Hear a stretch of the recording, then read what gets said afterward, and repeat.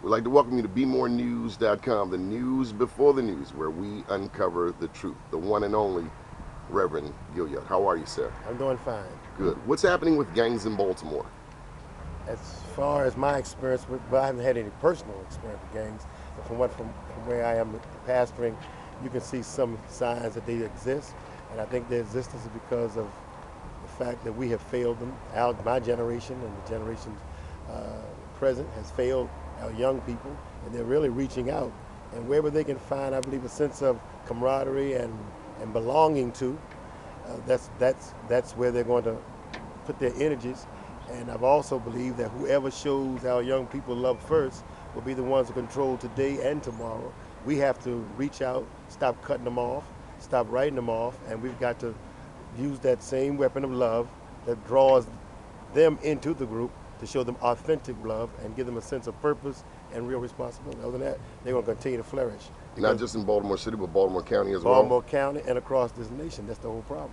Because the gangs are off. Obviously, they're giving the youth a sense of acceptance and a sense of belonging to.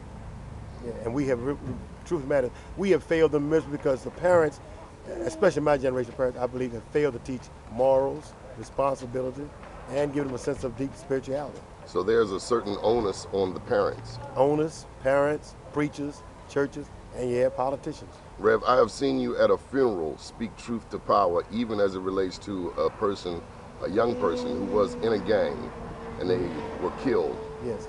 And you put the onus right there at the funeral on the parents. Yes. On the community. Why? Because deep within my own belief system, that's where the onus belong. If you don't teach them, if you don't fill the cup with what it really needs to be filled with, somebody's going to fill it with something else. Same with a human life. If you don't fill those kids, or children rather, with at childhood, some sense of purpose, a sense of divine plan for their lives, a sense of meaning and morals, somebody's going to fill them with the opposite. And that's what you got happening. Where can people hear you every Sunday? Greater Harvest Baptist Church, 8 o'clock a.m. and 11 o'clock a.m. And then on Wednesday, 12 o'clock noon, and Wednesday evenings at 6:30 p.m. Good deal. Any final thoughts?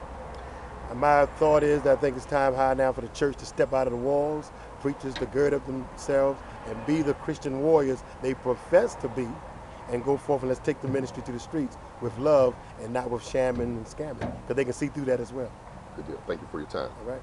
Keep watching BeMoreNews.com, the news before the news, where we uncover the truth. Thank you.